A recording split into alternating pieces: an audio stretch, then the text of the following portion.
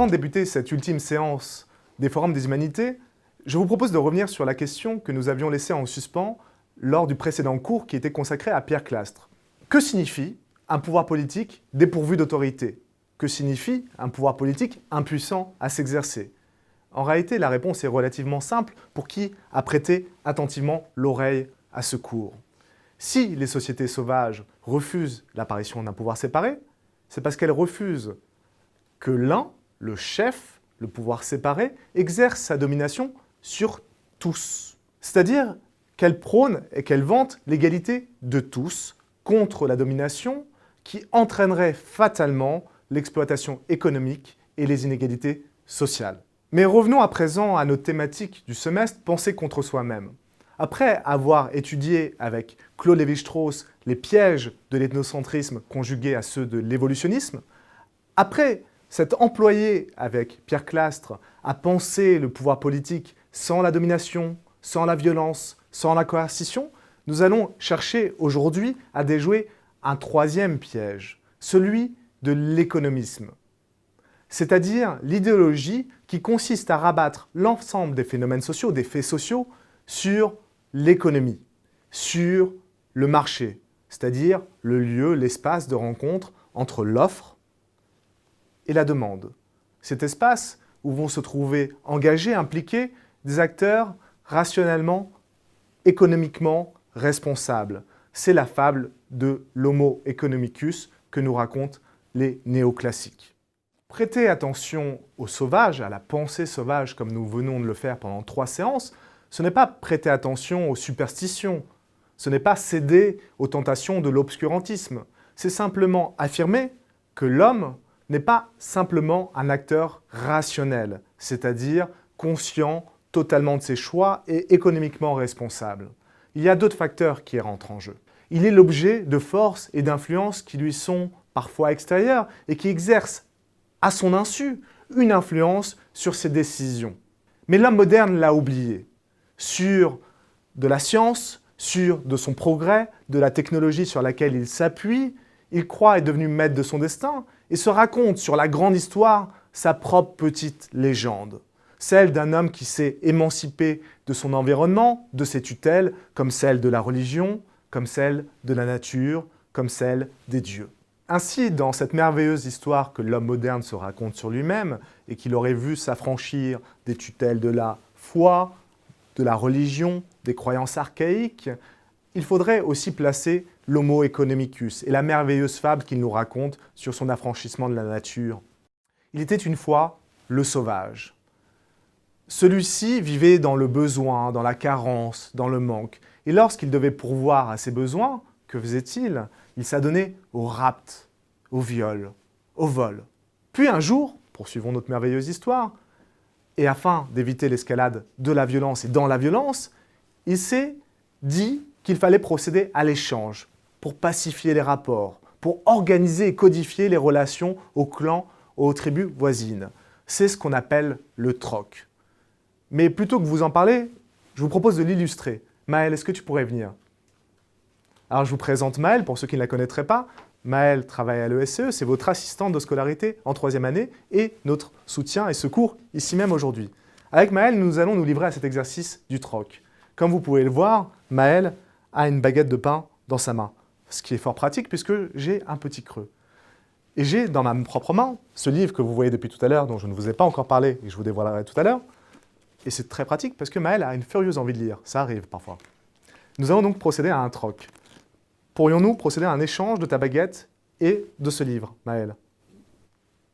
Hop. Merci. Merci beaucoup, Maëlle. Je te laisse à ta lecture. Comme vous pouvez le voir, l'opération est relativement simple. Maëlle a un besoin, j'ai un autre besoin, il se trouve que nos besoins concordent. Il y a une coïncidence, une rencontre de nos 2 besoins respectifs. Ainsi, nous pouvons procéder à l'opération d'échange.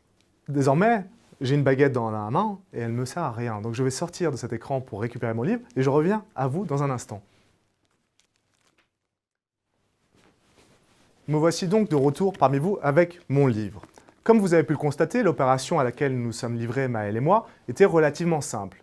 Mais imaginons désormais que les échanges s'augmentent, vont en se complexifiant. alors il est difficile d'imaginer la double rencontre ou la double coïncidence des besoins. On pourrait se retrouver démunis. Mais la fable de l'Homo economicus est là encore merveilleusement efficace et produit une sorte de miracle. Elle produit un bien qui n'est pas désirable en soi, mais qui nous permet d'accéder à l'ensemble de nos besoins. Avez-vous une idée de quel est ce bien? Je vais vous le montrer tout de suite. Le voici. Merveilleuse invention qu'est l'argent, la monnaie. Avec ce billet de 10 €, je peux certainement me procurer la baguette de Maël et un certain nombre de baguettes, et peut-être ce livre aussi, d'occasion certainement, mais ce livre, je peux me le procurer et donc le lire. C'est-à-dire que ce bien, la monnaie, me permet d'accéder à un ensemble de biens, mais n'est pas désirable en soi. Comme dans toute fable, la morale est simple et claire, et vous la voyez affleurer très aisément de ce récit de l'Homo economicus.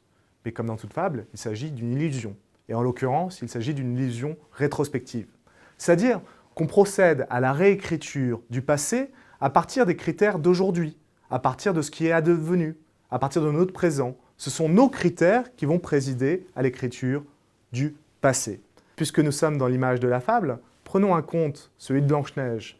La reine se mire dans le miroir en espérant que celui-ci la flatte, ce qu'il fit, jusqu'au jour où on vit apparaître Blanche-Neige, et soudain, elle n'était plus la reine la plus belle en son royaume. Alors poursuivons cette image de Blanche-Neige. Notre Blanche-Neige, dans ce cours, cette dernière séance, ce serait Marcel Mauss, l'auteur de L'Essai sur le don. Ici, vous avez ses œuvres complètes, comprenant évidemment L'Essai sur le don. Marcel Mauss, dont Claude Lévi-Strauss, dont nous avons traité lors de la première séance, dit qu'il était un Moïse conduisant son peuple jusqu'à une terre promise. C'est dire l'influence et l'importance de cette œuvre anthropologique sur la littérature qui suivit. Rompant avec la fable qui est celle que nous racontons, celle de l'Homo economicus, celle de l'échange marchand et du troc, Marcel Mauss nous dit que la forme élémentaire de l'échange dans les sociétés primitives ne fut pas le troc, mais le don. Il en appelle même à renouer avec l'esprit du don qui se serait perdu depuis des générations pour réchauffer nos sociétés froides, mues par l'intérêt, le calcul, les égoïsmes. Dans le prolongement de la thèse que nous avons étudiée de Pierre Clastres, on pourrait dire que penser le don, c'est penser contre l'échange économiquement utile. En somme, penser le don, c'est penser contre l'échange. Force est de constater que le troc dans les sociétés primitives, qu'elles soient polynésiennes, mélanésiennes ou nord-américaines, est marginal. Il est cantonné, le troc, aux échanges du quotidien, aux échanges ordinaires. Il reste purement anecdotique et surtout, il ne jouit d'aucune considération. Tout l'inverse du don. Le don engage toute la communauté, toute la société. C'est une prestation totale, nous dit Mauss, c'est-à-dire qu'elle engage l'ensemble de la société et non des individus singuliers.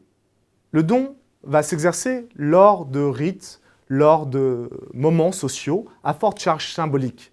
Les naissances, la puberté, les rites funéraires, les mariages. C'est-à-dire ces moments où les groupes, les familles, les clans se retrouvent et procèdent au don pour marquer l'importance de leur groupe. Il existe d'autres formes de dons autrement plus singulières que celles du don accompagnant les rites comme le mariage, les naissances. Il s'agit du potlatch, nous dit Marcel Mauss. Au lieu de donner simplement un bien à un autre clan, à un autre groupe, à un autre chef, on va déposer ce bien, qu'il s'agisse d'huile de baleine, de fourrure, au sol, et on va détruire systématiquement ces biens. On va par exemple les brûler, c'est-à-dire que ces biens vont être perdus. Le clan rival, l'autre clan, va procéder de la même façon. C'est-à-dire qu'on va dépenser sans compter jusqu'à épuisement des ressources. C'est une opération qui peut pour nous paraître aberrante économiquement. Elle l'est en tout cas pour l'Homo economicus qui agit rationnellement. C'est-à-dire qu'on détruit des biens qui sont utiles économiquement. Mais cela veut dire que cette opération se joue peut-être sur un autre plan que le plan économique, sur une autre dimension qui serait une dimension, elle, symbolique. Cela vous paraît peut-être lointain de notre situation. Mais pensez au cas de ces milliardaires qui s'adonnent à des fêtes somptueuses, des voyages extraordinaires, qui achètent un yacht, qui achètent un immeuble, qui voyagent à l'autre bout de la Terre. Eh bien, ces dépenses, elles sont certes économiques, mais elles ont une autre vocation avant tout. Elles sont somptuaires. On dépense sans compter pour montrer l'importance de son rang, de son clan, de sa famille, aux yeux de tous. Il en est de même avec le don et le potelage. Ce sont des opérations symboliques destinées à montrer le rang, le prestige et l'honneur qui est attaché à un chef et par extension à son clan, à sa tribu. Pour faire honneur au don qui a été exercé, celui qui le reçoit va devoir rendre en retour. C'est-à-dire que le donateur attend de la reconnaissance pour son don initial. Le don, en somme, appelle le contre-don. Le don appelle le contre-don? Cette phrase peut paraître aberrante d'un point de vue économique. Le don appelle le contre-don? Elle est même rationnellement inique, absurde. Le don n'est-il pas gratuit? Ainsi, quand j'exercerai mon don, je penserai déjà à gagner quelque chose sur cette opération dans le futur. Ne jouez pas les naïfs. Vous-même, lorsque vous faites un cadeau à l'un de vos proches pour un anniversaire, ou même pour Noël, quand vous déposez les cadeaux au pied du sapin, vous espérez, au moins secrètement, un retour sur ce don. Ah, vous ne l'attendez pas tout de suite, peut-être dans 1 mois, dans 2 mois, le moment de votre anniversaire futur, mais en tout cas, ce don appellera un cadeau en retour. Le cadeau appelle un autre cadeau. Et vous espérerez un don ou un cadeau équivalent, sinon supérieur, à celui que vous avez engagé. Ainsi, avez-vous l'illustration du don qui appelle le contre-don. Ce qui est important dans cette opération, et pour qu'il y ait don, et non pas troc, comme nous l'avons fait tout à l'heure avec Maël, c'est le temps, c'est la latence. On ne peut pas rendre immédiatement. Ce serait faire injure au donateur. Il faut observer un délai entre l'opération du don et celle du contre-don. Cette latence, ce délai, c'est ce qu'a observé Marcel Mauss, et c'est l'un de ses coups de génie. Il a vu que le don répondait à un certain nombre d'obligations. Il n'est pas dégagé contractuellement et libre et spontané. Il répond à des codes sociaux très précis. Je vais essayer de vous les expliquer à nouveau maintenant avec Maël. Maël, est-ce que tu peux venir pour qu'on se mette à nouveau en situation? Alors, le don, on pourrait penser dans nos sociétés contemporaines, est libre. C'est comme ça qu'on le conçoit. Il ne l'est pas. Le don est important pour engager du lien, pour créer du lien. On n'échange pas simplement des biens, comme ces livres, on échange du lien. Donc d'une certaine façon, moi-même, qui possède ce bouquin, si je remets à Maël ce livre, je ne cherche pas juste à échanger un bien, je crée du lien. Je pense qu'elle apprécie le geste, et donc nous créons ainsi du lien. C'est la première obligation. Le don n'est pas libre, il est là et indispensable pour créer du lien entre les clans, entre les familles. Vous avez entendu spontanément Maël dire « merci ». C'est-à-dire que la deuxième obligation du don vient d'être énoncée avec nos formes, la politesse. Elle a accepté mon don. Elle a accepté de recevoir mon don. Elle a accepté le lien que nous devions créer. Et ça, c'est la deuxième obligation du don. Je vais récupérer un bouquin pour nous remettre en situation. Et la troisième obligation qui est associée au don, c'est le contre-don. Imaginons que Maël me tende un livre. Merci Maël, mais je ne veux pas être en dette vis-à-vis de toi, donc tiens, tout de suite. Vous voyez qu'il y a un mouvement grossier qui est engagé, un moment vulgaire. Maël me tend un livre et je lui réponds par un contre-don immédiat qui vise à annuler la dette ou le sentiment de dette que je pourrais avoir vis-à-vis d'elle. Maintenant, refaisons l'opération. Merci Maël. Je m'en vais, laissant Maël seul. Maël, j'ai bien réfléchi, j'ai lu le livre que tu m'as donné, il m'a beaucoup plu, et je pense que ce livre-là pourrait te plaire. Voilà comment l'opération de l'échange ou du troc est dépassée, sublimée, par ce contre-don qui vient dans le délai. C'est là la valeur appréciée du don que celle du délai. Merci Maël. Maël, pourrais-tu venir un instant, à nouveau? Pour refaire le dernier don contre don, mais plutôt un troc dans ce cas-là, je vais lui restituer ce livre qui ne menait d'aucune utilité pour cette séance et récupérer le Marcel Mauss qui nous a guidés jusqu'à présent. Vous venez de le voir, ce que nous venons de faire s'apparesse à la courtoisie ou à la politesse élémentaire. Simplement, il n'y a peut-être pas que ça qui est en jeu. C'est notre façon, nous, de traduire les contemporains par le processus de civilisation qui est le nôtre, des engagements qui sont peut-être plus archaïques, car le mystère reste entier. Pourquoi nous sentons-nous liés à l'autre par le don et le contre-don? Alors, là, la pensée sauvage peut nous être utile, nous mettre sur la voie. En effet, Marcel Mauss, en se penchant sur les sociétés primitives, repère chez les sociétés maoris un concept qu'ils utilisent pour désigner le don et le contre-don et qui explique pourquoi ils se sentent obligés de donner, de recevoir, puis de rendre. Ce concept, c'est le « haut ». Le « haut », on pourrait le traduire par l'esprit de la chose donnée. Derrière le bien que Maëlle m'a remis, il y a plus, il y a davantage. Il y a une partie de l'esprit de Maëlle qui est passée à travers le livre. Elle reste la propriétaire du bien qui m'a été cédé. Et d'une certaine façon, ce bien est chargé donc de la personnalité et de l'être profond de Maëlle. Et si je ne veux pas porter atteinte à l'être, il va falloir que je rende en retour, que je rende à son propriétaire, son esprit, son âme, sous une forme qui soit équivalente au don premier. Pas forcément le même livre, bien entendu, mais une forme qui soit équivalente et qui ne la déshonore pas.